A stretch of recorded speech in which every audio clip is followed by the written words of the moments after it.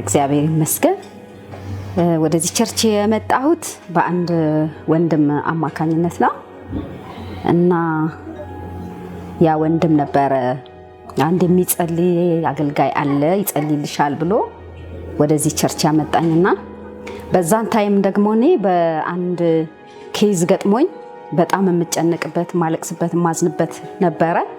ይሄው ነገር ምንድነው ከአንድ ሰው ጋራ ወንድም ጋራ የሆነ ቦታ እሱ ነበረው ቦታውን ገዝቶ ግንባታ ማድረግ አልቻለም አቅም አልነበረውምና አንቺ ግንባታ አድርጊና ቤቱ ይሰራና ቤቱ ተሰርቶ ካለቀ በኋላ ትርፍ በጋራ እናደርጋለን ብሎኝ ከዛ በኋላ ምንም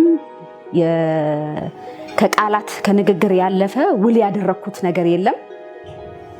እሺ ብዬ በየዋህነት እዛ ቦታ ላይ ግንባታው ተካሄደ። ግንባታው ተሰርቶ ከሄደ በኋላ በቃ የሆነ ደረጃ ላይ ሲደርስ መግባባት አልቻለም እና ተጋጨን ማለት ነው። እና በእንደዚህ ሁኔታ እያለ ከስሼ ገንዘቤን የማገኝበት ውል የለኝም፣ ምስክር የለም። ይሄ ጉዳይ ለማንም አልተናገርኩም። ራሴው ያደረኩት ነገር ስለሆነ ራሴ ማዝንበት ማለቅስበት ነገር ነበር። በእንደዚህ ውስጥ ሆኜ ነው አፖስትል አማንን ያገኘሁትና በአንድ ወንድም አማካኝነት ከዛ ጸለየልኝ። እሱም የሚያውቀው ኬዝ የለም ይሄን ጉዳይ እሱ አያውቅም። ይሄ ጉዳይ በእኔ ውስጥ ነው ያለው፣ ጌታ ብቻ ነው የሚያውቀው። እና መሲ የሆነ ፋይል ሲንቀሳቀስ አያለሁ ብሎ መልእክት አመጣልኝ። ከዛ እኔ ቀጥታ 7 ወር ሙሉ ይሄ ፋይል ተዘግቶ በእኔና በሱ አለመስማማት ተዘግቶ የቀረ ጉዳይ ነው። እኔም በቃ ገንዘቤ እንደተበላ እንደጠፋ አድርጌ ብቻ ጌታ የሚያደርገውን ያደርግ ብዬ ተውኩት ጉዳይ ነበረ። ይሄ መልእክት ካመጣልኝ በኋላ ሊሸጥ ነው ቤቱ ነይ የሚል ስልክ ተደወለልኝ። ከዛ በኋላ ደወለልኝ፣ ተነስቼ ሄድኩኝ። እግዚአብሔር ይመስገን ቀብድ ተቀበለ። ከዛ መጨረሻ ላይ ተሸጠ። እግዚአብሔር ይመስገን ብሬ ተመለሰልኝ። የመጀመሪያ የተደረገልኝ እዚህ ቦታ ይሄ ነው። ለሁለተኛ ጊዜ ደግሞ የተደረገልኝ እዚህ ቤት ጸልዮ አንድ ጓደኛ የነበረች በካንሰር ታማ ነበረ እና አፖስትል እባክህ ጸልይ፣ አንድ ጓደኛዬ በካንሰር ታማ ተኝታለች ብዬ ነገርኩት። ችግር የለም ጌታ ይፈውሳታል፣ ምንም አትሆንም አትሞትም አለኝ እና እንደውም ቤቷ ድረስ ሂጄ ጸልይላታለሁ አለኝ። በጣም ደስ አለኝ እና እግዚአብሔር ይባርከው በቃሉ ተገኝቶ መጣ፣ በራሱ መኪና መጣ፣ ቤቷ ወሰድኩት፣ ጸለየላት እና ከአንድ አመት የህክምና በኋላ እግዚአብሔር ይመስገን ከሷ ጋራ 7 ሆነው ለህክምና በካንሰር የማህፀን ካንሰር ነበር።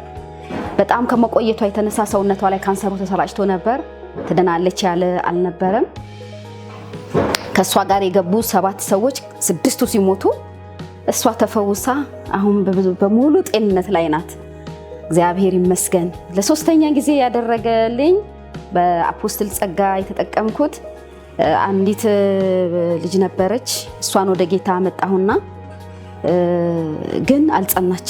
ትወጣለች ትገባለች፣ አንዴም ትጠፋብኛለች እና የሷ ነገር በጣም ሸክም ሆኖብኝ በጣም ተቸግሬ ነበርና ነገርኩት እና ከሷ ጋር አገናኘኋቸው። እግዚአብሔር ይባርከው፣ ጌታ ኢየሱስ ጸጋውን ያብዛለት። ደህንነቱን አስተማራት፣ ራሱ አጠመቃት። አሁን በጌታ ጸንታለች። አሕዛብ ጓደኞቿን ትታለች። በምትማርበት ትምህርት ቤት እንኳን ክርስቲያን ጓደኛ ፈልጋ ከክርስቲያን ጋር ነው ውሎዋ፣ ስለ ጌታ ነው ወሬዋ። ይሄ ሁሉ ነገር ተደርጎልኛል። ሌላም ተናገሪ ካላችሁ እኔ የምናገረው በጣም ብዙ ነገር ነው። እንግዲህ እኔ አሁን ይሄንን እንኳን ፋይል የሆነ የተዘጋ ፋይል ሲንቀሳቀስ አያለሁ ያለኝ በ2014 6ኛ ወር የሰኞ ማታ ፕሮግራም ላይ ነበረ። ይሄን ጸሎት እንኳን ራሱ የጸለየልኝ ቀኑን እንኳን አረሳው፣ ምክንያቱም በጣም ከባድ ጊዜ ነበረ። በምንም መልኩ ጌታ ጣልቃ ባይገባ እግዚአብሔር በዚህ ሰው ተጠቅሞ ፋይሉ እንዲንቀሳቀስ ባያደርግ ያ የተሰራ ያለቤት ወጪ የወጣ ግንባታ የተካሄደበት ገንዘብ በተአምር እጄ የሚገባም አይደለም ነበረ። እግዚአብሔር ይመስገን ጌታ ይሄን ሁሉ ነገር አድርጎልኛል። በቅርብ እንኳን አንድ የገዛሁት ቦታ ነበረ እና እኔ ኪራይ ቤት ላይ ነበርኩ በ2014 በዛው ጊዜ ላይ ያ ቦታ ተገዝቶ ተቀምጦ ነበረ። ከዛ በኋላ ያንን ቤት ሰርቼ ለመግባት በጣም ከባድ ችግር ነበረ። እግዚአብሔር ይመስገን እሱ ጸልዮልኝ ይሆናል ይሰራል ቤቱ አለኝ። እግዚአብሔር ይመስገን ቤቱ ተሰራ አለቀ። እኔም ገባሁበት። ዛሬ ባለቤት ሆኛለሁ። ከኪራይ ቤት ሁሉ ወጥቻለሁ። እግዚአብሔር የተመሰገነ ይሁን። ጌታ ይሄንን አድርጎልኛል። አፖስትልዬ እግዚአብሔር ይባርክ። በጸጋ ተጠቅሜያለሁ። በጣም ትልልቅ ነገር ነው የተደረገልኝ። እግዚአብሔር ይባርክ። ዘመንህ ይባረክ። ያቺ በካንሰር የተፈወሰች እህታችንም አንድ ቀን ቆማ ትመሰክርልሃለች። ዛሬ በሙሉ ጤንነት ላይ ናት። በሙሉ ከሰባት አንድ እሷ ተርፋለች። ያውም በአንተ በተደረገላት ጸሎት በጌታ ጸጋ እሷ በህይወት እንድትቀጥል ተደርጓል። እግዚአብሔር ይባርክ። ዘመን የተባረከ ይሁን። እግዚአብሔር ይመስገን። ዛሬም